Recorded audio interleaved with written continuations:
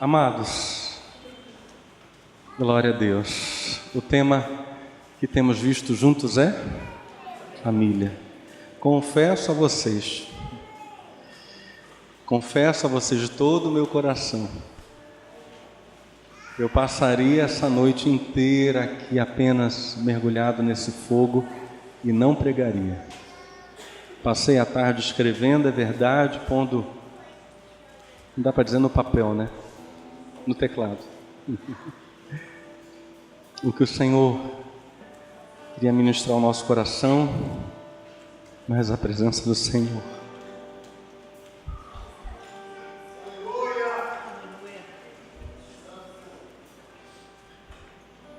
é sem igual.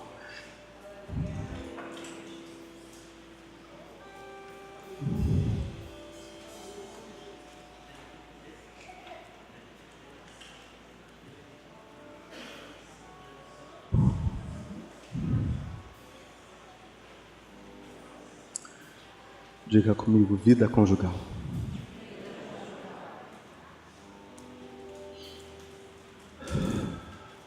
Para você que é casado, a mensagem é bem objetiva sobre intimidade conjugal. E isso é uma redundância, e daqui a pouco a gente vai ver por que isso é uma redundância. Para você que ainda não é casado, é uma instrução poderosa, porque vem de Deus, sobre o que você deve esperar e o que você deve levar de conceito sobre conjugalidade, sobre cumplicidade e intimidade conjugal. Para você que está em crise no casamento, mais uma vez o Espírito Santo vai nos dar remédio. Ele é o nosso curador. A mensagem de hoje é basicamente sobre intimidade. O texto que eu quero ler para vocês, eu costumo pedir que você anote o texto, porque eu uso diversas versões ao longo da mensagem, nunca uso uma só, nem duas, nem três, então não fica tentando acompanhar não. Anota, depois essas mensagens vão para a internet, você vai poder ver todos os textos lá, né? É bom ouvir. O primeiro texto é Gênesis capítulo 2, a partir do verso 22 até o verso 25. Gênesis 2, 22 a 25, que diz assim: Dessa costela o Senhor formou uma mulher e a levou ao homem. Então o homem disse: Agora sim, esta é carne da minha carne, osso dos meus ossos. Ela será chamada de mulher, porque Deus a tirou do homem. Por essa razão, o homem deixará pai e mãe e se unirá à sua mulher, e eles se tornarão uma só carne. O homem e sua mulher viviam nus e não sentiam vergonha. Segundo texto, Gênesis capítulo 3, do verso 4 ao verso 10.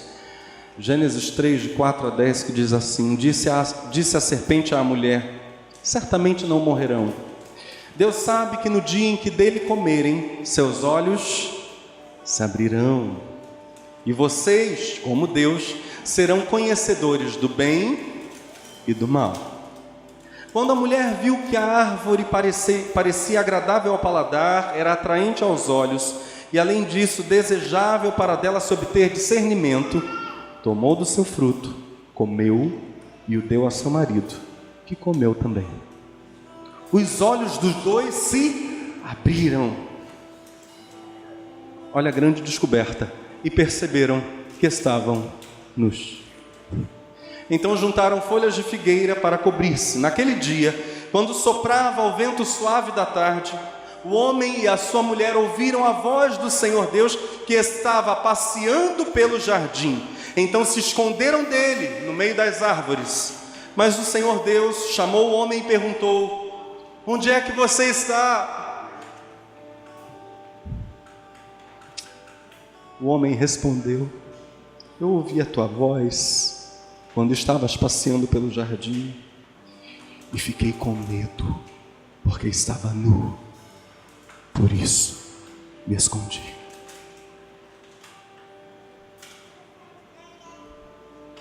Antes de Adão e Eva pecarem, ou de Eva e Adão na sequência exata pecarem, antes daquilo que normalmente a gente costuma ouvir pelos pregadores, sendo chamado de a queda do homem, antes de a queda do homem, a queda da raça humana acontecer, não seria de modo nenhum assustador para Adão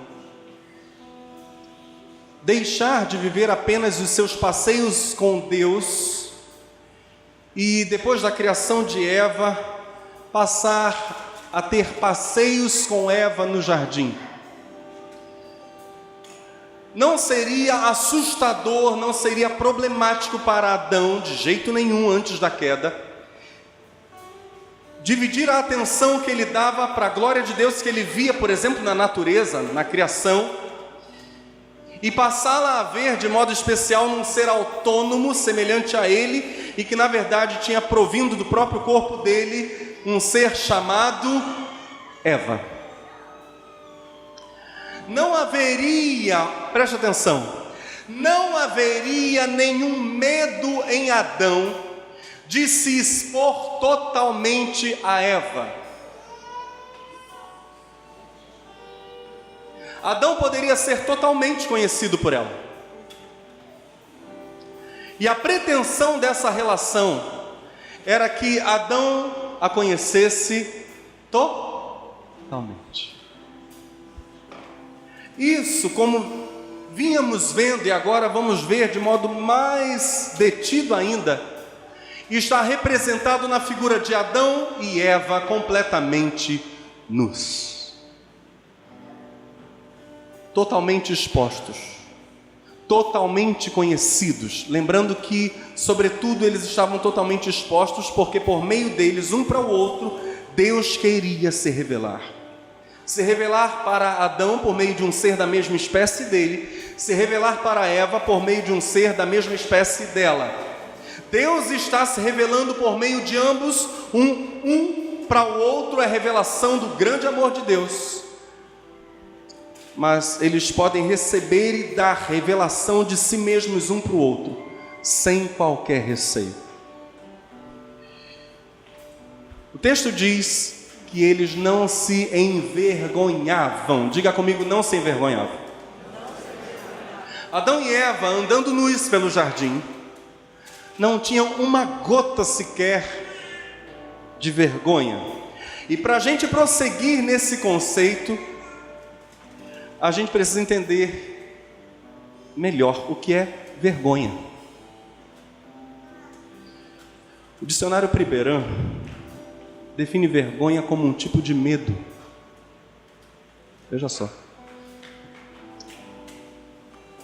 A vergonha é o receio ou o medo da desonra. Quando eu tenho medo de ser de ser desonrado, quando eu tenho medo de me expor, de ser totalmente dado ou dado numa determinada situação, e nessa situação ser atacado, ser desonrado, ser desprezado, a esse medo nós chamamos de vergonha. É interessante que essa definição do dicionário Priberan concorda precisamente com o que a Bíblia diz sobre Adão e Eva antes e depois do fruto. Vocês notaram que o texto diz no início, capítulo 2, que eles não se envergonhavam, e depois no capítulo 3, quando eles comem o fruto e se escondem, porque percebem que estavam nus, Deus pergunta: onde vocês estão? E Adão diz: nós tivemos medo, porque vimos que estávamos nus. Então, o dicionário está concordando precisamente com o que a Bíblia diz sobre vergonha. Vergonha é o medo da desonra. Antes da queda, nada de errado havia em se mostrar completamente Adão para Eva, a qualquer momento, ou melhor, em todos os momentos e em todos os lugares. Evidentemente, nesse momento, não haveria uma coisa que a legislação chama, por enquanto ainda chama, de atentado ao pudor. Mesmo depois que os filhos surgissem, que novas gerações aparecessem, a nudez não seria um problema. O amor era perfeito, era absoluto, era mútuo e não havia qualquer tipo nessa relação interpessoal de medo. Não havendo medo, não há vergonha. Não havia medo de não aceitação, não havia medo de se expor, de haver algum perigo em se expor, não havia medo de desonra alguma, de depreciação alguma. Onde não há qualquer tipo de medo, na relação não há vergonha. Estamos juntos no pensamento? Mas, como Adão e Eva se completavam, sendo ele o todo da Eva e ela uma parte dele, a nudez mútua.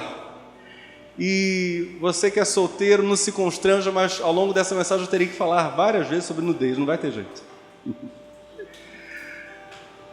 Até minha esposa dizia, amor, mas tem que falar nu, eu amor, não tem escapatória. A Bíblia fala nus, eu não vou poder falar outra coisa. A mútua nudez deles significava que eles em nenhum momento estavam privados da outra parte de si.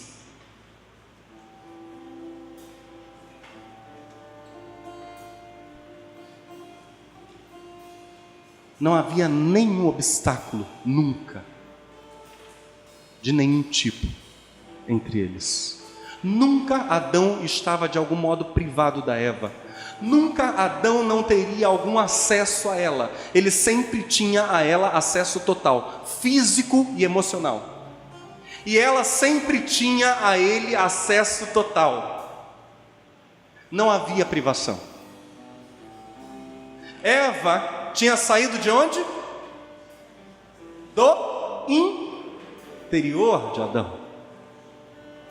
O que tinha sido tomado dele mesmo? Uma costela. Ela deveria estar nua. Diga, jamais escondida, coberta, mas acessível. Se ela fosse oculta dele, Adão estaria, de certo modo, dividido, separado de uma parte de si próprio, mutilado. Não tinham medo de intimidade, não tinham vergonha, porque vergonha é medo de ser desonrado. Mas quando eles pecam, olha o que a Bíblia diz, eles imediatamente procuram cobrir-se. O texto diz, os olhos dos dois se abriram e perceberam que estavam nus, então juntaram folhas de figueira para cobrir-se. E meus amados, olhando para esse verso 7 do capítulo 3 de Gênesis, e a continuação, eu tenho que entender que Adão e Eva primeiro, por incrível que pareça, quiseram se cobrir, não de Deus, mas um do outro.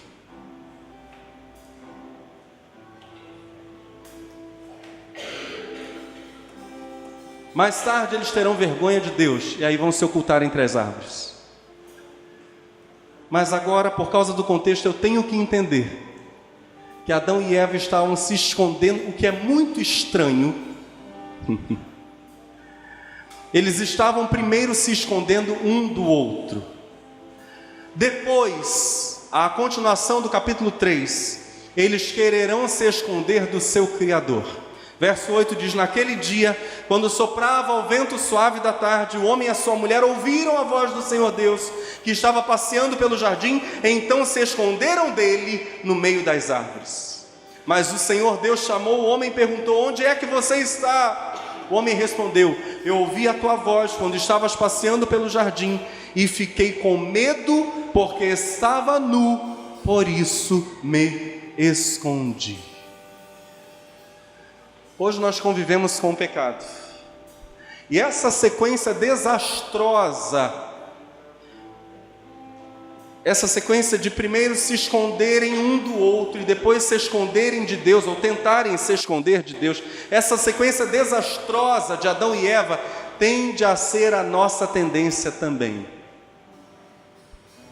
Sempre no casamento, preste muita atenção, quando algum dos cônjuges opta por esconder-se do outro, fatalmente essa ocultação, essa camuflagem, fatalmente irá derivar para uma atitude que consiste em tentar se esconder de Deus. A sequência de Adão e Eva é a sequência da perda da intimidade que vem do casamento, primeiro aqui, marido e mulher, depois para cá.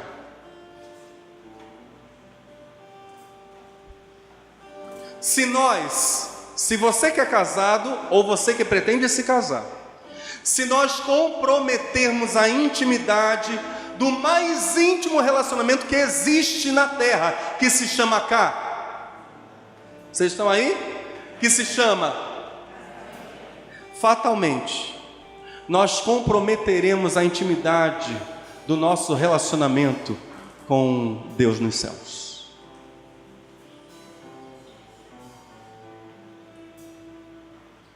Um dos maiores pressupostos do casamento, e você não precisa ficar com vergonha de falar isso, a gente apenas vai citar Gênesis 2 e Gênesis 3. Um dos maiores pressupostos do casamento, para a gente dizer que há casamento entre um homem e uma mulher, chama-se, eu peço que você repita comigo, nudez.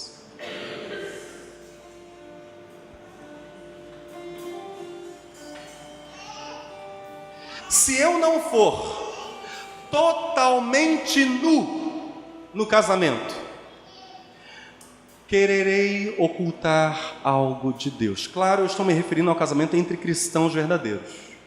Eu não posso aplicar isso aqui ao conceito de julgo desigual, seja um julgo desigual procurado ou ocasionado pelo fato de um se converter e o outro ainda não.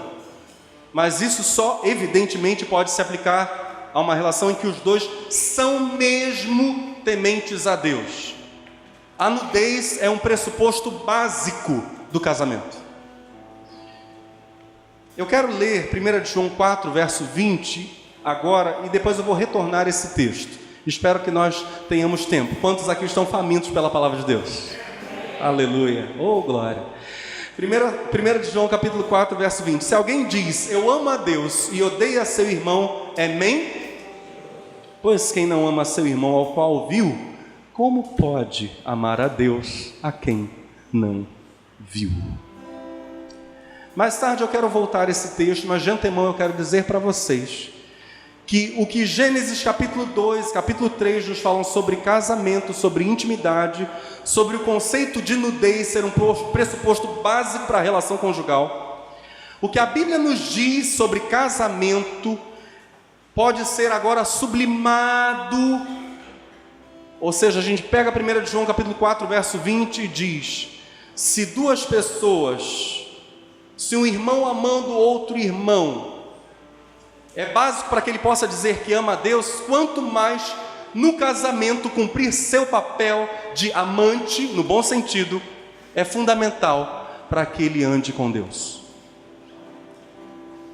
Surgem 4 perguntas quando a gente pensa em nudez. Nudez como pressuposto da relação conjugal. Surgem 4 perguntas da mais alta importância nas quais nós precisamos agora parar para pensar. Vocês não vão precisar repetir, vão ouvir, e eu quero me ater a essas 4 perguntas. A primeira delas é, o que é ser totalmente nu? Revelando Deus ao meu cônjuge. A segunda, como Deus vê a falta de nudez no casamento? Como Deus age quando um cônjuge se esconde, se oculta dentro da relação conjugal?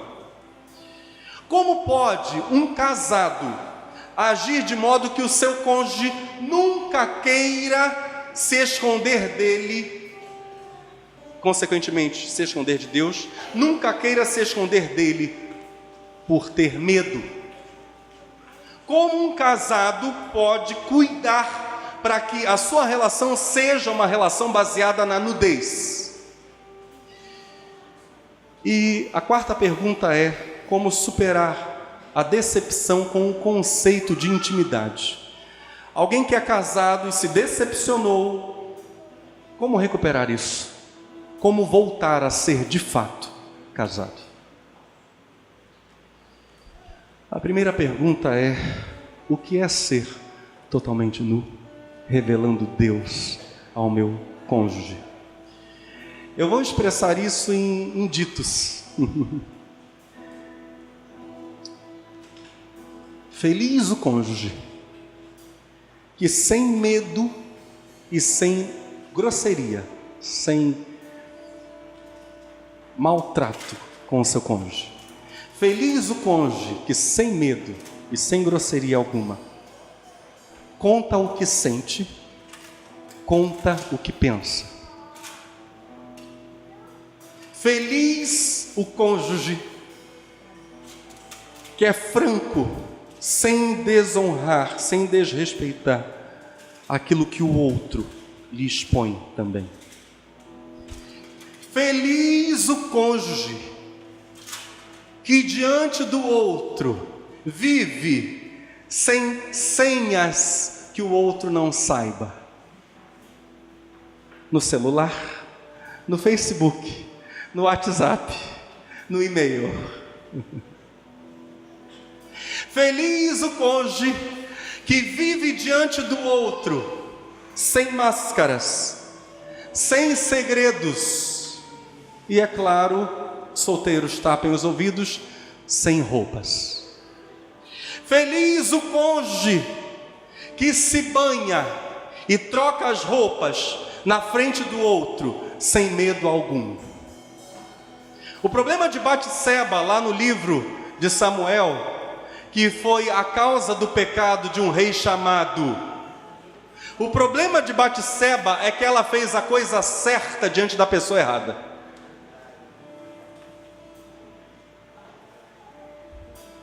Ela foi se banhar, diz a Bíblia, mas não na frente de Urias, seu marido. Ela foi se banhar lá na sua casa e Davi, rei, viu, diz o texto, da varanda do palácio, aquela mulher. Primeira verdade é: jogue fora, você que é casado, jogue fora as folhas de figueira e saia de trás da árvore. Amém? Casar-se é viver nu, sem ter vergonha. Vamos falar isso junto, casados? Casar-se é viver nu, sem ter vergonha. Tá bom. Quem quer se casar pode falar isso comigo também, vamos lá.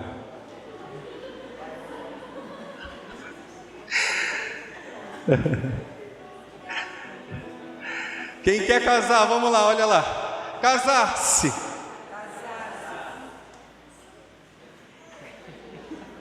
Ananda, você falou?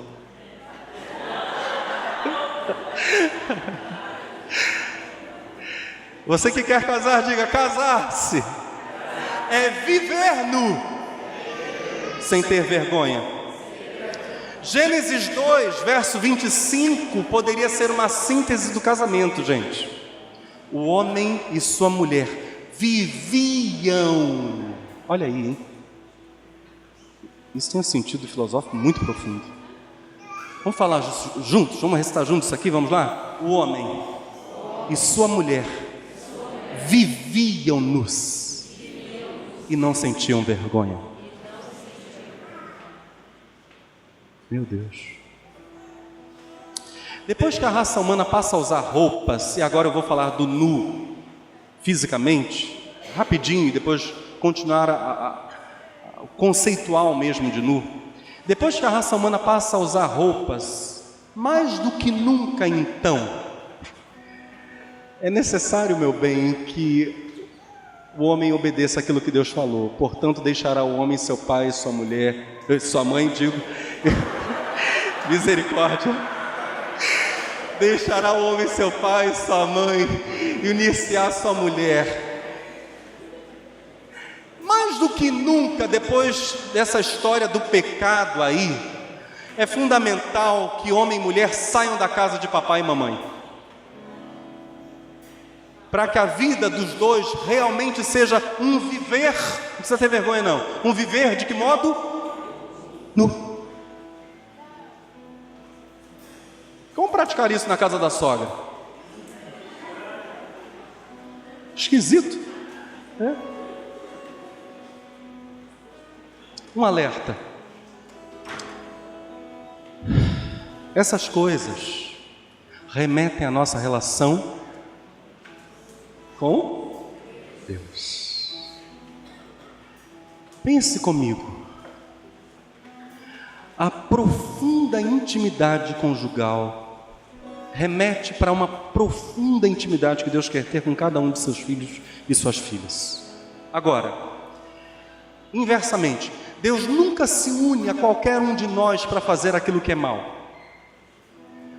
Do mesmo modo, a intimidade do casal, ou seja, um casal viver perfeitamente harmônico, íntimo, entrelaçado mesmo, viver vida conjugal, vida de marido e mulher.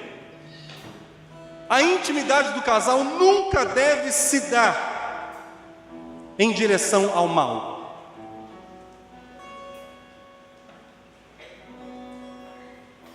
E eu me lembro aqui de uma história muito conhecida, muitos de vocês conhecem bem a história, está lá em Atos capítulo 5, de Ananias e sua mulher chamada Safira, que se unem, só que se unem para fazer o mal. Eles vendem uma propriedade, possivelmente de olho no que Barnabé tinha feito, era chamado de filho da consolação, estava em destaque na igreja primitiva, só olhar o capítulo 4, aliás o capítulo 4 encerra falando de Barnabé. Entra o capítulo 5 falando de Ananias e Safira. Possivelmente eles viram o destaque de Barnabé por ser generoso, José da Consolação era o apelido dele, e vendem uma propriedade, retêm parte do valor, fingem que tinham vendido por um montante X, mas não era X vezes 10 talvez, e vão lá para tentar fazer sucesso diante de Pedro, e Pedro, inspirado por Deus, primeiro fala para Ananias se aquilo era uma mentira, e Ananias é punido pelo Senhor. Depois Pedro fala que era mentira para Safira, e Safira é punida pelo Senhor, porque os dois se uniram para o mal. Jamais a unidade do casal, jamais a intimidade do casamento pode servir para isso.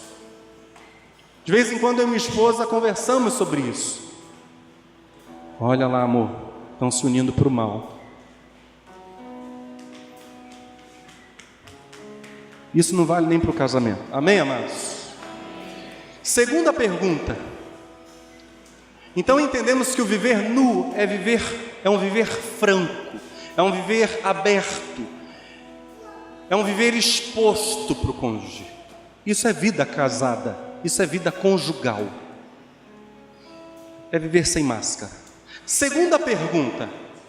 Como Deus vê a falta de intimidade conjugal? Como Deus trata o cônjuge que se oculta? E eu quero unir a segunda com a quarta. Como superar a decepção com o conceito de intimidade? Como superar isso? Casamento, reforçando a ideia, sendo entendido como um viver nu, vai muito além da questão da intimidade humana. O cônjuge entre as árvores, escondido. O cônjuge, aspas aqui, vestido. Não sei quantos de vocês viram ou souberam disso, de atletas mulheres islâmicas competindo nas Olimpíadas até com burca. Aquelas mulheres só se expõem para os seus maridos e para mais ninguém. Só que no casamento, então, não há burca, não há ocultação.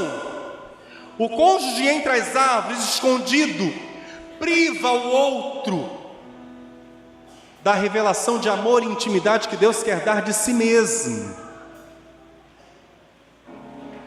O cônjuge que se esconde impede o outro de receber a revelação. E mais, o cônjuge que se esconde do seu parceiro, da sua parceira, vai querer se esconder de Deus.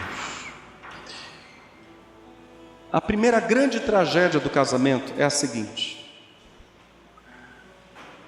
presta muita atenção. Deus não se revelará. Deus não se revelará ao homem ou à mulher casado ou casada que não se importa de revelar ao outro, que deveria ter nele uma das maiores revelações do próprio Deus, ou a maior. Deus não se revelará a quem não se importa de não o revelar para o seu cônjuge.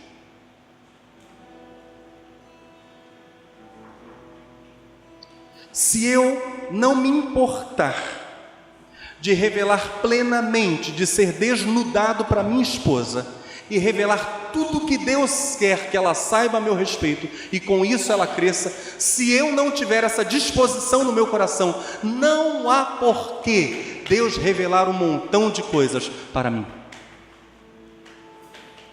Se eu não me disponho a ser revelação de Deus para minha mulher,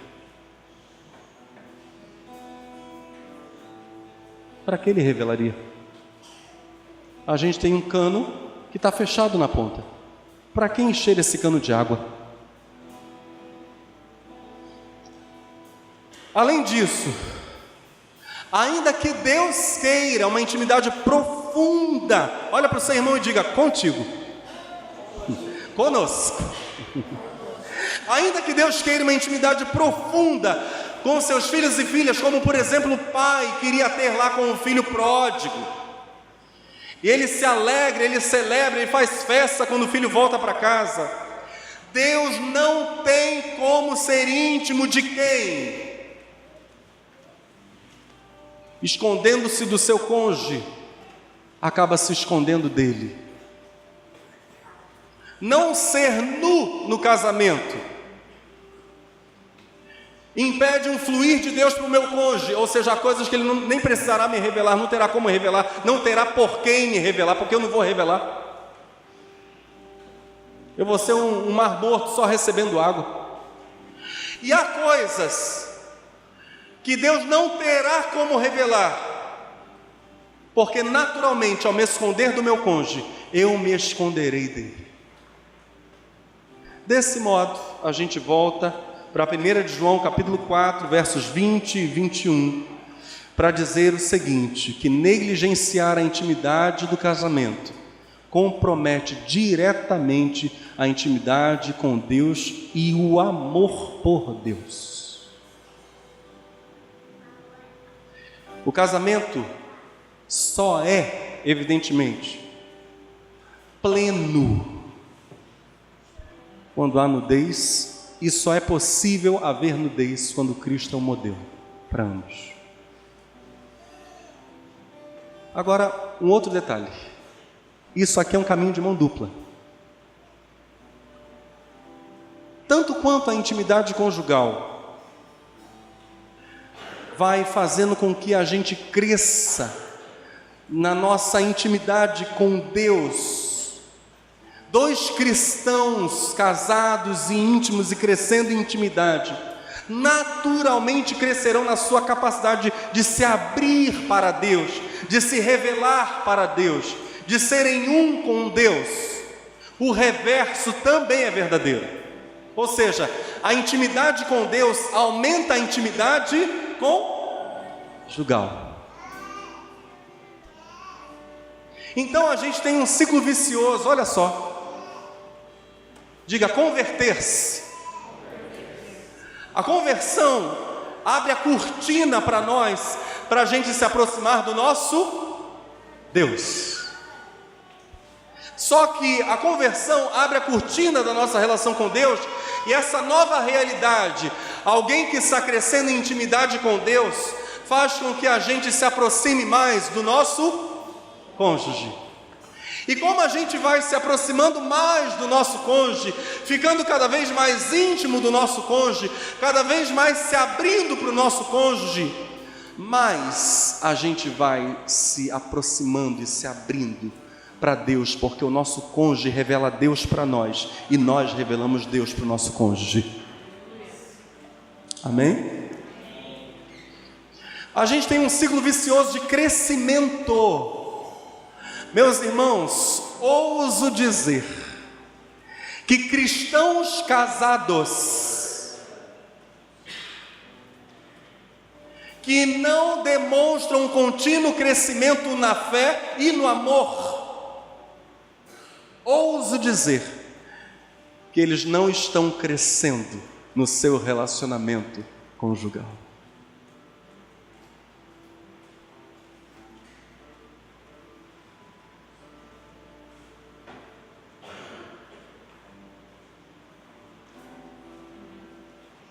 Casamento é coisa séria, né, meus irmãos? Mas a pergunta 2 permanece. O que Deus faz com o cônjuge que se oculta? Temos alguém aqui que é especialista em ir para detrás da árvore. Ah, pastor, como é que eu vou ser nu no meu casamento?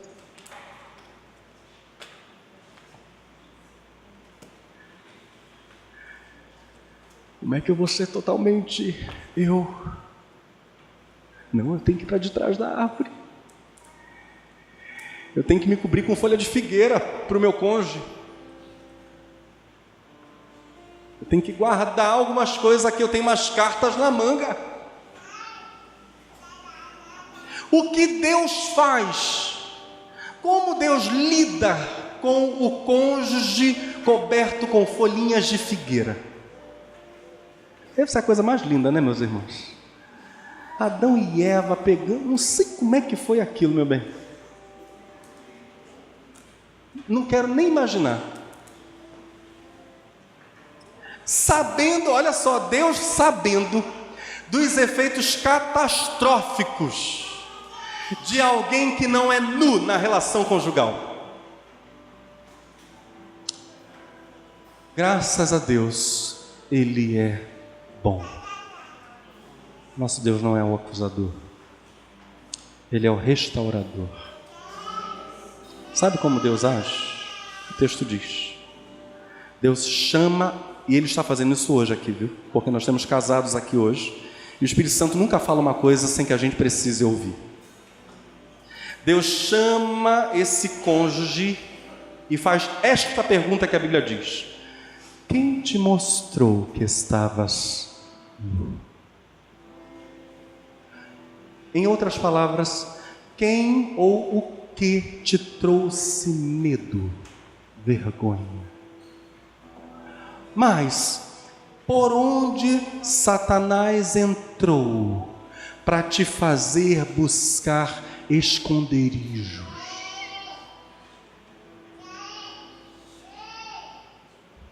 Quem te mostrou que estavas nu?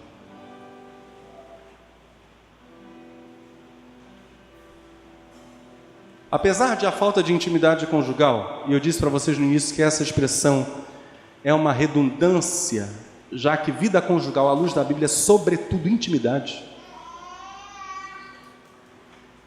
Apesar de a falta de intimidade conjugal, de novo eu falo a redundância, afetar a intimidade com Deus, o início da cura numa relação de marido e mulher é mesmo um desnudar-se diante de Deus. Estamos juntos no pensamento? Desnudar-se diante do Senhor, diretamente, ou com alguém que seja boca do Senhor para minha cura. Exemplo, um conselheiro conjugal, um psicólogo cristão, um líder de célula, um pastor. No caso de Adão e Eva, Deus mesmo veio ao jardim, fez a pergunta para Adão. Nessa noite, ele faz a mesma pergunta para cônjuges aqui, homens e mulheres. Quem mostrou para você a sua nudez? E eu já quero interromper a mensagem. Vamos continuar quinta-feira que vem. O apelo do Espírito Santo é bem simples. Conte tudo para Ele. Se em alguma coisa você errou e Satanás entrou e por isso a intimidade do casamento foi comprometida, conte, mas não se proteja com escudos. Quem fez isso? Em Gênesis 3, versos 11 e 12, Adão. E Deus disse: quem te mostrou que estavas nu? Comeste tu da árvore que te ordenei que não comestes? Deus vem falar com Adão, perguntar sobre a atitude dele. Verso 12, então disse Adão: a mulher que me deste por companheira, ela me deu da árvore, e eu comi. Mais um pouco ele nem fala que ele tinha comido. A ênfase dele é clara, ele está se protegendo no esconderijo de Adão. Interessante que há um detalhe, eu não posso encerrar sem falar essas coisas, há um detalhe importantíssimo na fala de Deus para Eva, depois da queda. Eu creio que esse detalhe da fala de Deus para Eva, em grande parte decorre de uma possibilidade. Pela fala de Adão aqui em Gênesis 3, versos 11 e 12, Adão se tornara um candidato a ter mágoa da própria esposa. O fato de Eva ter dado para ele o fruto abriu uma brecha no coração de Adão. A mulher que me deste. Em outras traduções, esta mulher que me deste. Olha isso.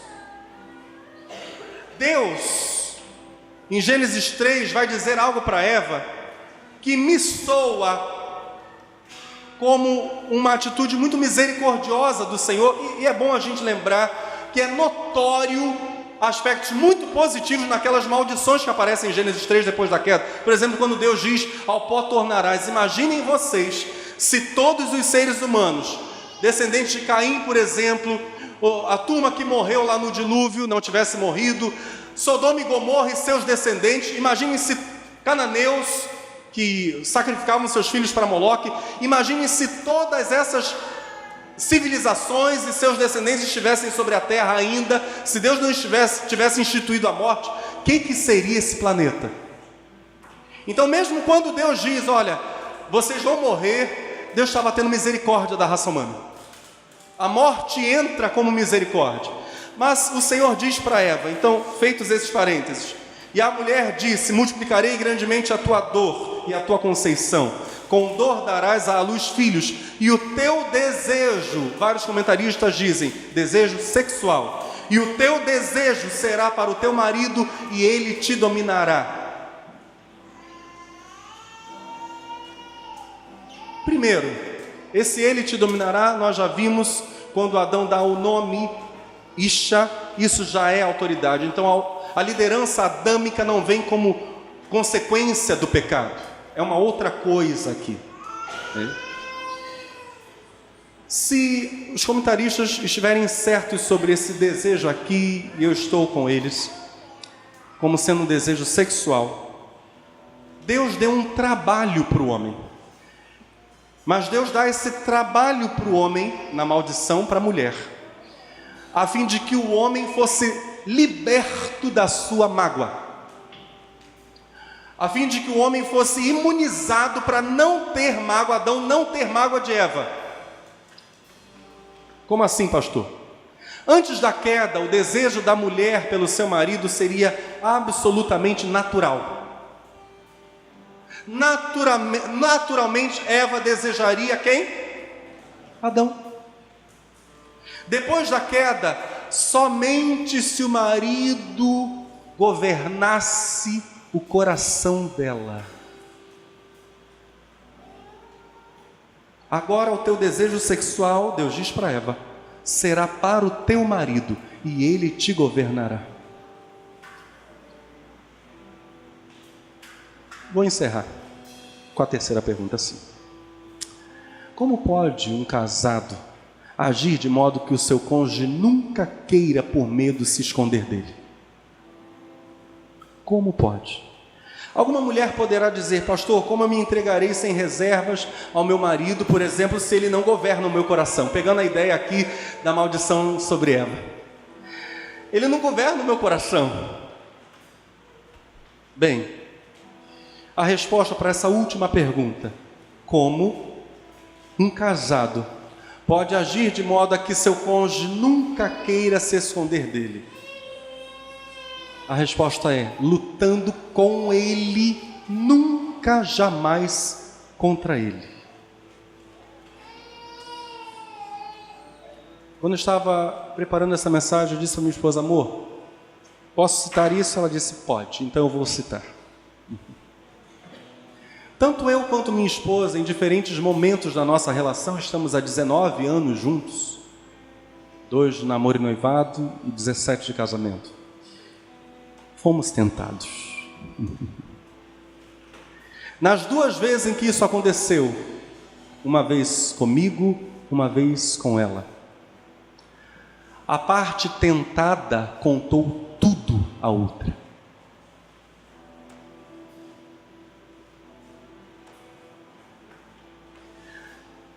Sabe quantas vezes nós brigamos por esse tipo de coisa, de confissão, de franqueza? Quantas, meu bem? Nunca, nenhuma.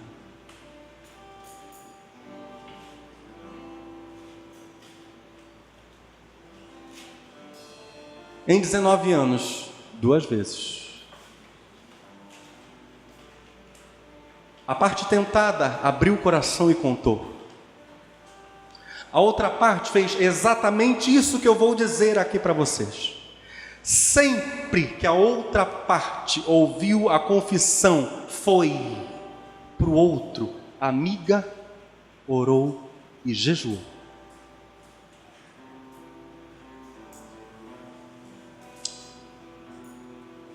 Nunca traímos, mas fomos tentados.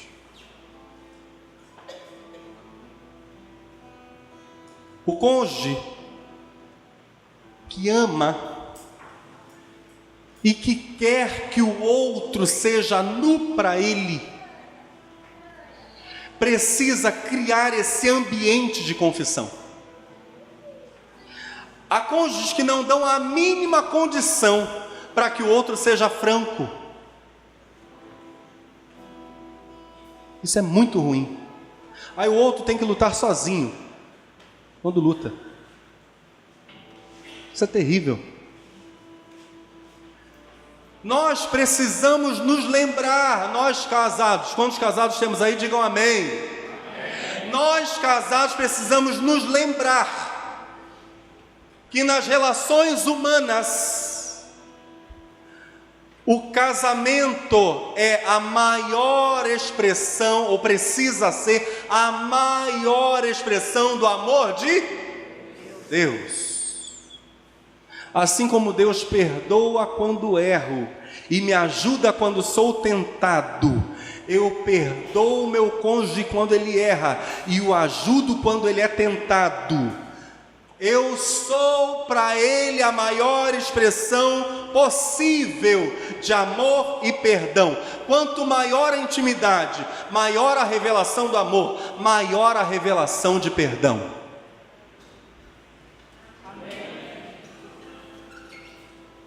Você quer que o seu casamento seja um casamento desnudado?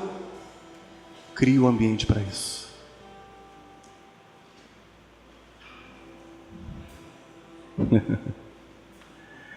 Nós tivemos um pacto, eu e minha esposa, quando começamos a namorar. Começamos a namorar, eu e ela fizemos um acordo diante de Deus. No dia, esperamos que não aconteça, mas nós somos seres humanos. No dia em que nós formos tentados, nós temos o compromisso de contar para o outro. E temos o compromisso de ouvir com amor.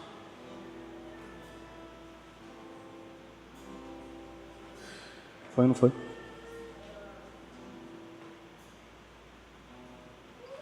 Vamos ficar velhinhos na nossa chacrinha, um do lado do outro, na cadeira de balanço, comendo milho tostado.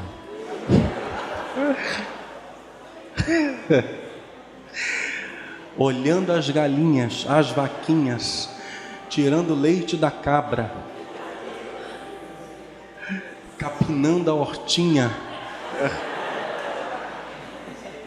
Essa parte eu receava que ela recuasse nessa parte. Nosso casamento é nu.